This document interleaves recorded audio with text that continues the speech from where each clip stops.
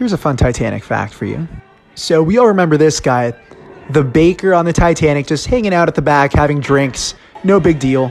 Well, if you didn't know, this was actually a real person on the Titanic, and he survived that night doing exactly that. This is Chief Baker Charles Joughin, and he was the last person to step off the Titanic when it sank. When the ship started sinking, throughout the night, it is said that he threw around 50 deck chairs off the side of the Titanic for people to cling on to once the ship actually went down. And throughout the night, this guy just got belligerent. He went to town. He was hammered. Even in his testimony, he said that he was hammered the entire night. It's also true that where we see him at the back of the ship, this is exactly where he was. Afterward, he testified that he rode the Titanic all the way down on the back of the ship without even getting his hair wet, just like an elevator. And then he survived 3 hours in the freezing water due to the alcohol in his blood. Here's a fun fact about the Titanic. Do you ever wonder what happened to those dogs on the Titanic? I mean, there really were 12 dogs on the ship. Before I tell you about the dogs, let me introduce you to this man right here. This was John Jacob Astor, one of the richest men on the ship and in the entire world. He was obviously a real person. Picture like a Jeff Bezos of today. Super rich, very well known. Anyway, John Jacob Astor and his wife were traveling with their dog, Kitty. Now, his wife, Madeline, was 18 and pregnant. He was 47. He had a very public divorce, big scandal, actually kind of like Jeff Bezos as well. During the sinking, Astor was very calm and he eventually put his wife into this lifeboat here. However, it's believed that she asked John Jacob Astor to go find their dog Kitty and let him out. So the story goes that he went into the kennel and released all the dogs so they wouldn't be trapped as the ship was sinking. Astor unfortunately died that night, and many believe that he was actually crushed by a smokestack as we see here. And luckily, 3 doggies survived. Here's a fun Titanic fact for you. Do you remember the lady that transforms Jack from looking like this to looking like this? Well, her name was Margaret Brown, and she was a real-life person on the Titanic. Unlike Jack, because he was not real. I'm sorry to break it to you. She would later be known as the Unsinkable Molly Brown because of her heroic actions during and after the sinking. When the ship hit the iceberg, Molly Brown was actually awake and she quickly realized the urgency of the situation. She began to help and encourage hesitant women into those early lifeboats, and she wanted to stay behind and help until someone basically threw her onto a lifeboat. Now, on her lifeboat, there were only 2 sailors, so she essentially grabbed an oar and started rowing herself, and she encouraged all the other women in her lifeboat to do the same. She then took control and helped keep everyone calm until help arrived. After the sinking, she gave an award to the captain of the rescue ship and formed a committee to help third-class survivors. Oh, and then they made a musical about her life. Here's a fun fact about the Titanic. Do you remember this guy who told Rose that there weren't enough lifeboats for everyone on the Titanic? And yeah, you may recognize the actor Victor Garber because he was also in Legally Blonde. I have another fun fact about him later. Anyway, he plays Thomas Andrews, who was the real-life person who designed the Titanic. In fact, he designed the ship to carry 46 lifeboats, but his company said no, so it only carried 20. So Andrews was on the ship making some final adjustments when the ship hit. He was one of the first people to inspect the damage, and he quickly realized that the Titanic was going to sink. He predicted it would sink in an hour, but it really sank in 2 hours and 40 minutes, which is really a testament to how well designed the ship really was. Throughout the night, Mr. Andrews was rallying passengers to the boat deck and making sure that as many passengers were getting on those boats, especially when it didn't seem like the ship was sinking. His actions saved many lives that night, and witnesses say he was heroic until death. Fun fact about the actor, he is from London, Ontario, the same place as Justin Bieber, Rachel McAdams, Ryan Gosling, and that guy. Here's a fun Titanic fact for you. So as I've mentioned several times, Jack Dawson was not a real person. However, many of you have pointed out that there was a Jack on the Titanic, and you're absolutely correct. Let me introduce you to Jack Thayer. Now, Jack was a 17-year-old first-class passenger traveling back home to America with his mom and dad. When the iceberg hit the Titanic, he actually went up and saw all the ice that had spilled out on deck firsthand. He then went back to his cabin, informed his parents, and they all went up to the boat deck together. At some point with all the commotion, he lost his family and bumped into a friend. They then were reportedly denied access to a lifeboat because they were men, and they eventually just jumped off the ship. That was the last time Jack ever saw his friend, but he managed to climb onto the overturned collapsible boat B. He then survived that night, crammed on top of the boat with 40 other men. He was eventually rescued, reunited with his mother, and later found out that his dad died. After the sinking, he was a key witness in stating that the ship did break in half, which was later confirmed when the wreckage was discovered. Here's a fun Titanic fact for you. So I'm sure you guys remember the dude with the mustache who was pressuring the captain to go faster. You may also recognize the actor Jonathan Hyde because he was in the movie Jumanji. He played the dad, and then he also played this hunter dude who's trying to shoot everyone. Anyway, he plays the real-life Bruce Ismay on the Titanic. Now, Ismay was a chairman of the White Star Line, so essentially the owner of the Titanic. It was basically his idea to create the most luxurious ship. There's an eyewitness account that Ismay was pressuring the captain to go faster. We see that here very subtly. There it is. Although it was never actually confirmed. During the sinking, there are reports that Ismay started panicking and wanted the lifeboats to be lowered immediately. Fifth Officer Lowe apparently scolded him and told him to calm down because he's a passenger. And he later apparently was afraid he was going to get in trouble because he was talking to the owner of the ship. So after helping many women and children throughout the night, Ismay did get off on the second last lifeboat to leave the Titanic. And although he survived the sinking, he did not survive the public backlash and shame he got for surviving when so many other men didn't. Here's a fun fact about the Titanic. So many of you pointed out that the actor who plays this officer right here, Ioan Gruffudd, that's how you pronounce his name, I actually looked it up, is the same dude as Mr. Fantastic, Reed Richards from Fantastic Four. Anyway, he plays the real-life Harold Lowe, who was the 5th commanding officer on the Titanic. In the movie, we see him do a bunch of random things like getting the captain his tea and firing these warning shots. He's yelling at the owner of the Titanic in this deleted scene, and he's the one that went back and rescued people in the water. So when the Titanic hit the iceberg, Lowe was actually sleeping. He didn't know the crew very well, so no one really liked him all that much. So they just kind of forgot to wake him up. Eventually, he heard a lot of commotion outside of his room, so he got up and went out to help. He loaded a bunch of lifeboats and then was ordered to go into lifeboat number 14, where he took command of the lifeboats in the water. Fun fact, he later testified that he saw a man dressed as a woman in one of his lifeboats, so he was quite upset about that. And he eventually coordinated the rescue until the Carpathia arrived. Okay, so here's a really random Titanic movie mistake. So we see in this scene that the porthole, the window, is well below the water in this scene. We can see that the water is fully covering it. Like the whole window is filled with water, and even the room is starting to fill up with water. Now, if you fast forward to when Rose meets Jack, if you look at the window, you can clearly see the water line is now at the top of the window. Take a look again. The water line is just bouncing on top of the window. So we went from being several feet below the water line to being right at the water line. Here it is again in slow motion. Anyone ever noticed that before? Well, now you're going to notice it all the time. Here's another fun Titanic fact for you. So we all remember the guys that kept on giving ice warnings to the captain. Now, they represented the real-life wireless operators Jack Phillips and Harold Bride, 25 and 22 years old. They were the telegraph operators, and their job was to communicate with other ships and relay that to the crew. They were essentially the only communication to the outside world. Now, when the Titanic hit the iceberg, the Titanic told them the ship was sinking and to call for help. At the beginning, Harold Bride joked that they should use the brand new distress signal SOS because it might be the last chance for them to use it. It was a pretty new distress call, and in fact, Titanic was one of the first major disasters to use SOS. Both of them worked tirelessly throughout the night, and they were able to make contact with the rescue ship. And they stayed at their post until the very end, even after having been relieved of their duties by the captain. Bride apparently forcefully put a life jacket on Phillips.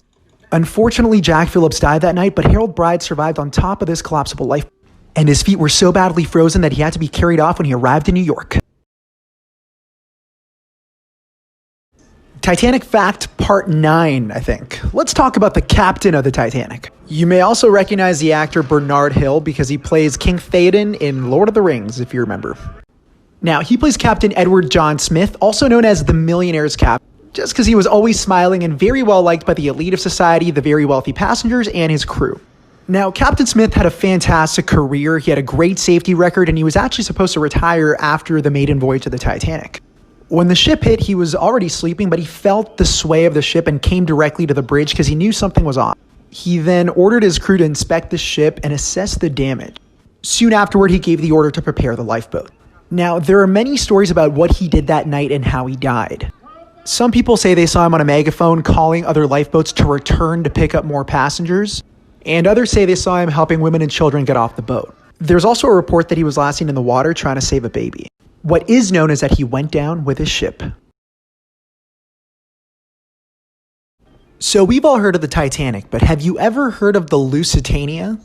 Well, the Lusitania was another famous ship that sank on May 7th, 1915. Let me tell you her story. The RMS Lusitania was a passenger ship that was a rival to the Titanic and at one point was the fastest ship in the world. In 1915, the world was going through World War I, and in fact, the sinking of the Lusitania was a major factor in the US getting into the war 2 years later. At around 2 p.m. on May 7th, a German submarine shot a torpedo and hit the Lusitania, which was carrying around 2,000 people. Shortly after that first hit, there was a second internal and more powerful explosion that went off from inside the ship. This significantly increased the rate of the sinking and the ship started listing hard to the right. This made the evacuation process a lot harder, and in fact, only 6 out of the 48 lifeboats were successfully launched. The ship sank in only 18 minutes, killing 1,200 people while 764 were saved. Fun Titanic fact. So let's talk about the mean-looking officer with the gun over here. This man was Charles Lightoller, and he was the second commanding officer on the Titanic. In fact, he was the highest-ranked surviving officer. On the night of the sinking, he was the last officer on duty before the ship actually hit the iceberg. Once it was obvious that the ship was sinking, he quickly got to work to prepare all of the lifeboats. And Second Officer Lightoller took command of all the lifeboats on the port or left side of the ship. Now, he was a little bit more strict than most. He went by the rule women and children only instead of women and children first. It's reported that he removed some men who were trying to sneak onto lifeboats at gunpoint and then called them cowards. Lightoller worked tirelessly throughout the night, and one of the last acts that he did was trying to prepare Collapsible B, which ended up flipping upside down. Soon after, he was washed off the ship, but he managed to climb on top of this boat and help the men survive the night. He was officially the last person to be rescued from the water. So here's another random Titanic movie mistake. So we all know the scene when Jack is getting ready to go to dinner. Now I want you to pay close attention to the door and tell me if you spot anything here. So Jack is going into the grand staircase, opens the door, but did you notice anything? Let's look at that again in slow motion. You can clearly see a cameraman with a camera right there in the window for all to see. Did you ever notice that before? Well, now you're going to notice that all the time.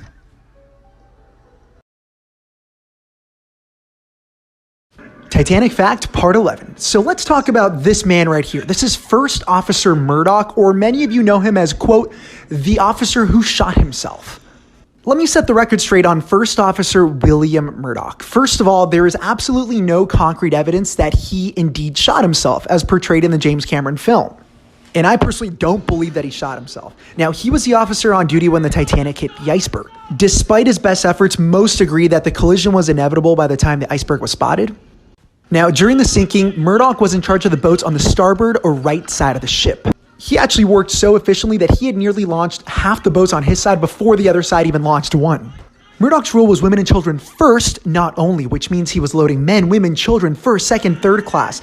It's believed that nearly 2/3 of survivors owe their lives to him.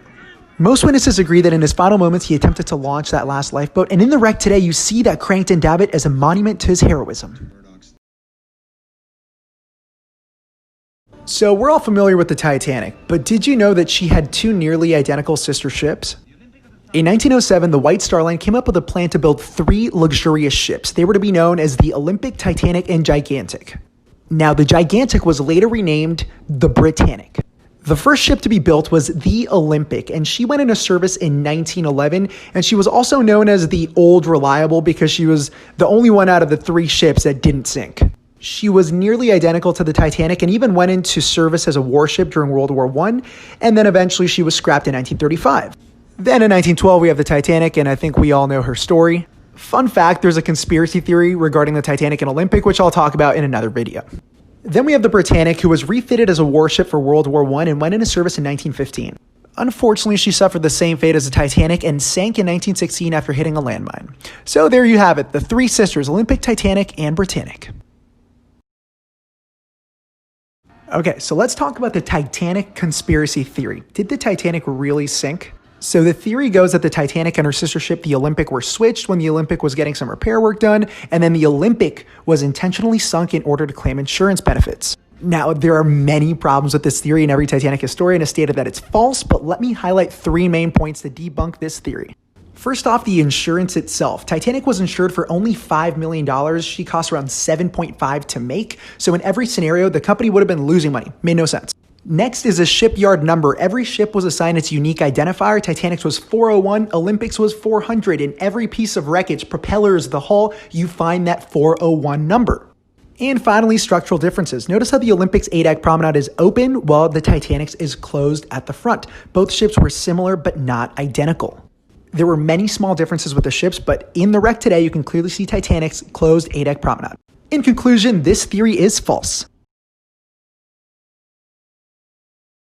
Fun Titanic movie fact. Okay, I want to share a bunch of interesting facts about this particular scene here, the drawing scene. Just got to be very careful with what I show because I don't want to get banned again. This French girl drawing scene is actually the first scene that Leo and Kate filmed together because a lot of the set was still being finished. Apparently before they filmed, Kate Winslet flashed Leo just to get any awkwardness out of the way since they didn't really know each other that well at this point. Then a little later when Jack is instructing Rose, he tells her to go sit on the couch. And that was actually just a natural mistake that Leo made because he was a little nervous, but James Cameron, the director, liked it so much he kept it in. Now, another interesting fact is whenever we see Jack's hands, this is actually James Cameron's hands. That's right, James Cameron drew the entire Heart of the Ocean drawing. So anytime you see his hand, that's James Cameron. And final thing, the music playing right now is an unedited recording of Rose's theme. James Horner was just clunking it out on the piano to send to Cameron for his approval, and he liked it so much he just kept it in unedited. Fun Titanic movie fact. Do you guys remember Lovejoy? Have you ever wondered why the next time we see him, his face is all bloodied up and you're just like, okay, what happened to him? Well, that's because there's a whole fight sequence with Jack in the dining room that was completely deleted from the movie. So let me quickly summarize what happens. Essentially, Cal tells Lovejoy, hey, listen, if you find them, you can keep the diamond. So Lovejoy goes chasing after Jack and Rose. They're trapped in the dining room, and he essentially goes hunting for them. At the same time, the dining room is quickly flooding, and Lovejoy eventually finds them. They get into a big brawl, and he gets injured, and then they escape. At the end of the day, James Cameron decided to remove it because it didn't really make any sense. I mean, they're already in a disaster. It seemed a little far-fetched for Lovejoy to be chasing them just for a diamond. When he showed the film to test audiences, they really didn't like this scene, so he just decided to remove it. He was really sad getting rid of it just because they flooded the whole set many times, but you guys can check out the full scene on YouTube. Okay, so here's another fun fact about the Titanic. Do you guys remember this guy who tells Jack and Rose, what are you two doing down here, when they're about to go do it? Well, he plays the real-life Frederick Barrett, who was the lead fireman in Boiler Room 6. And believe it or not, he actually survived the sinking. Now, on the night of the collision, he was on duty and he was there when the water started pouring into Boiler Room 6. When they started closing the watertight doors, he moved all of his men into Boiler Room 5, where they quickly realized that that had been damaged as well. He stayed down there for around an hour until the bulkhead dividing rooms 6 and 5 gave way and then the water just burst through. Finally, at that point, he went up to the A-deck promenade where he was asked to take charge of boat number 13. Now, there was a lot of drama that happened with this boat. This is some behind-the-scenes footage where we can see it unfolding, but basically, boat 13 was launched and there was some discharge coming out of the ship, so it pushed it underneath boat number 15. Barrett quickly sprung up and cut the boat loose right as 15 was about to fall on 13. It was his actions that saved all 70 people in that lifeboat. Fun Titanic movie fact. All right, let me share a few interesting facts about this particular scene here. This is probably my favorite scene in the entire movie. So we're all very familiar with Jack's famous line, "I'm the king of the world." Now, what you may not know is that this wasn't in the script originally, and Leo just kind of improvised it on the spot. James Cameron liked it so much, he kept it in the movie, and little did he know that it would become probably one of the most iconic lines of the entire film. Now, another interesting fact is that this aerial shot that you're looking at here was known as the $1 million shot because it cost close to $1 million to make back in 1997. At the time, this was some revolutionary breakthrough stuff they were doing with CGI. And even though it looks a little bit dated now, I saw a couple TikToks making fun of this scene, how fake it all looks. It was huge back then. So they filmed the live action green screen, they added a couple layers, they put it all together, and after all that, it cost close to $1 million to get this incredible shot.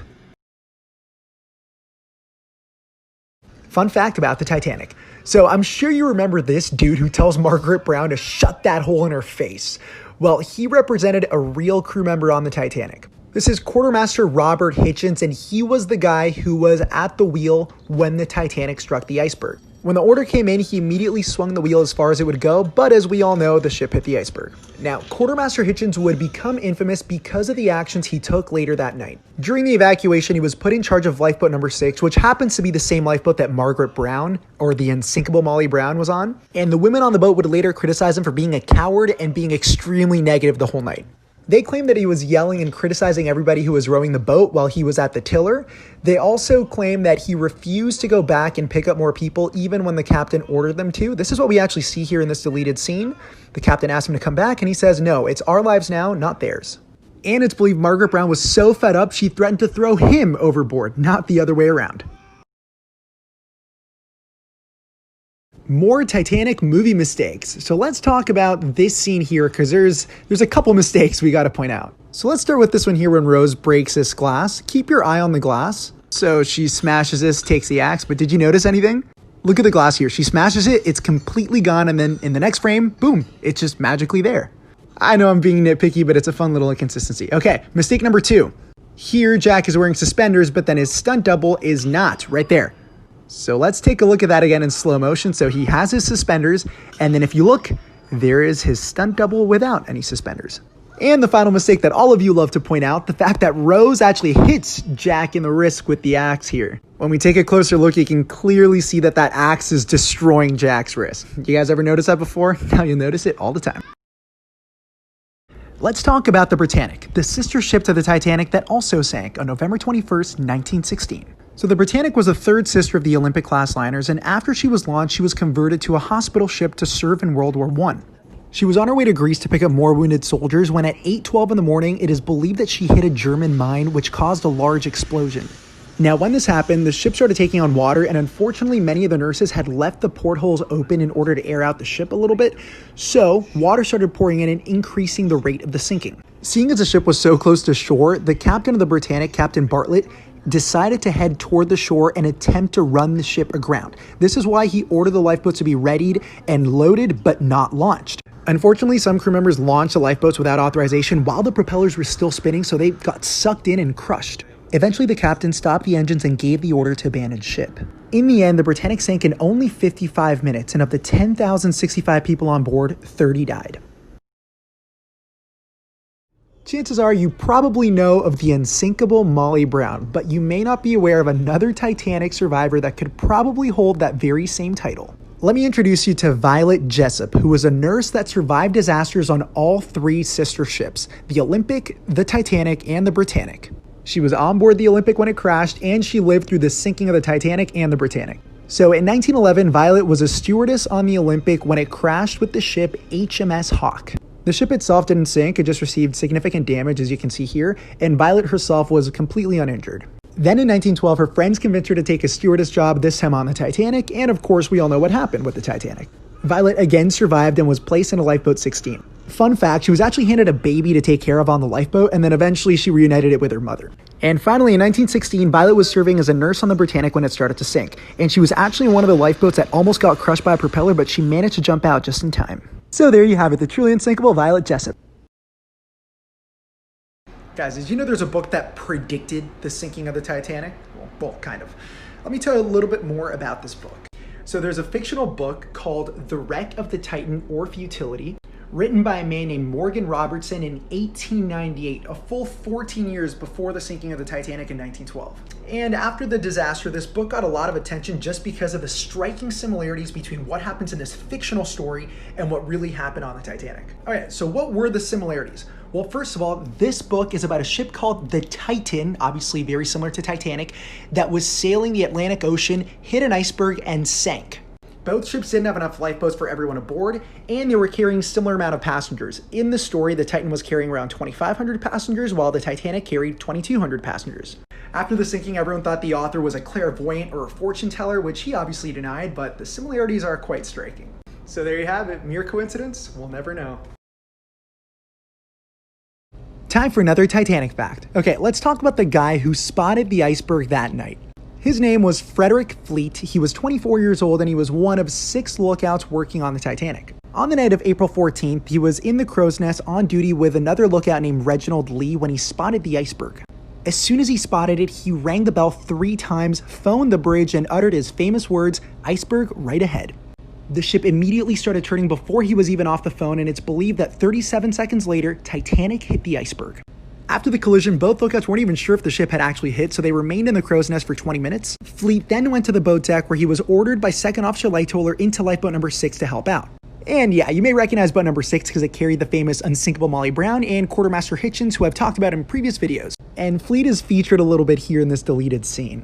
Now, after the sinking, he lived with terrible guilt, and unfortunately in 1965, he took his own life after the death of his wife. Many consider him to be the true last victim of Titanic. Alright, here's another Titanic movie mistake that you probably never noticed because it's really, really nitpicky, but still fun to point out. Oh yes, I'm sure you remember the scene when Rose is looking for Mr. Andrews, trying to get instructions on how to get to the Master-at-Arms office to rescue Jack. So he basically tells her to take the elevator all the way down to E deck, turn left, go down this crew passage, and then make a bunch of complicated turns.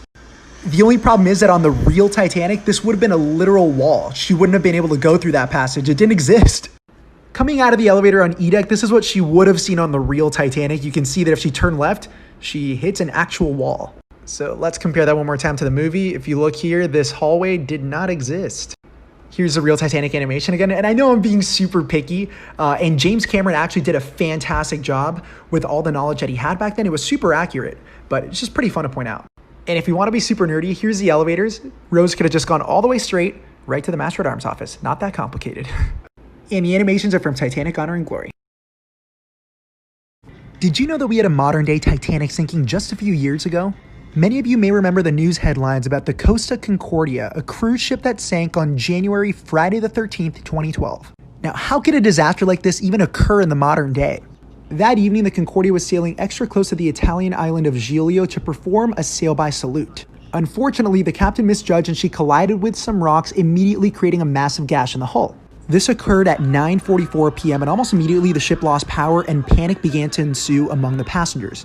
There was a lot of confusion and people were told that everything was okay even as the ship was developing a noticeable list. The passengers basically started to board the lifeboats themselves, and eventually at 10:35 the order to abandon ship was given. Now, believe it or not, Captain Francesco Schettino actually evacuated the ship during all this. He later claimed that he accidentally fell into a lifeboat. By this point, the ship was leaning so far that many of the lifeboats became unusable and 80 people had to climb down on rope ladders. By morning, the evacuation had concluded and unfortunately 32 people had died. The story of the Costa Concordia, Part 2. So in Part 1, which is the video right before this one, I gave you a summary of the sinking of the Concordia. Now, I want to talk a little more about Captain Francesco Schettino, who was heavily scrutinized after the disaster. Many called him Captain Coward. His actions were questionable, to say the least, beginning with the fact that it was human error that caused the ship to go way too close to shore anyway. There was a miscommunication on the bridge. This disaster was completely avoidable. It was also later revealed that he was having an affair with a Moldovan woman who was on the bridge that night when the crash happened. He was also scrutinized for not communicating the extent of the disaster to the Coast Guard and the passengers, causing a lot of confusion. Then during the evacuation, he just left the ship on a lifeboat, left all the passengers behind. This phone call was later released by the media of the Coast Guard telling Schettino to get back on his ship. Schettino made up a bunch of excuses and he never did return. A video later showed him just casually waiting for a lifeboat. After the sinking, Schettino was arrested and convicted of manslaughter. He's currently serving a 16-year sentence. And if you guys want to watch a cool documentary, I recommend this one on YouTube by Bright Sun Films. More fun Titanic movie facts. Okay, let's talk about the Titanic movie set. Now, I know a lot of you hardcore fans will probably know a lot of these, but let's test your knowledge anyway. For the movie, James Cameron decided to build almost a full-blown replica of the ship off the coast of Mexico. The whole thing was built on top of a tank so that in the later sinking scenes, they'd be able to take pieces of the set and actually sink it. So the set wasn't a full 1-to-1 scale replica. They actually took out 3 20-foot chunks just to save a little bit of money. And then they used camera angles and visual effects to complete the scenes as we see here. Now, one of the most interesting facts is that they only built the starboard or right side of the ship, full with rivets and everything. However, in Southampton, the real Titanic would have been facing the port or left side of the ship. So in order to pull this off, James Cameron had to first film everything in reverse and then flip it in post-production. So everything was backwards, the White Star Line sign, all the clothes, everything would have been backwards, which caused a lot of confusion on set. Titanic fact. So we all know the story of Titanic's band that played until the very end, which is 100% true. Now let me tell you a little bit more about the orchestra. Titanic had 8 musicians led by a man named Wallace Hartley, and there were actually 2 ensembles. There was a 5-person string ensemble, and then there was also a 3-person trio that included a pianist. They provided regular entertainment in various first-class areas of the ship, and many passengers remember them being wonderfully cooperative with requests. They could play any selection from memory from the White Star Songbook, and there were 350 songs. After the collision, they began playing in the first-class lounge, then moved to the boat deck foyer, and finally out onto the deck itself. They played lighthearted tunes, and many survivors later claimed that the music truly kept a certain level of calm and really prevented panic until the very last moment. Now, the final song they played is a very heavily debated topic, but most agree that it was a Methodist version of Near My God to Thee. Unfortunately, all 8 men died that night. However, Hartley's body was later recovered. It was sent back to England, where an estimated 30,000 people gave him a true hero's farewell.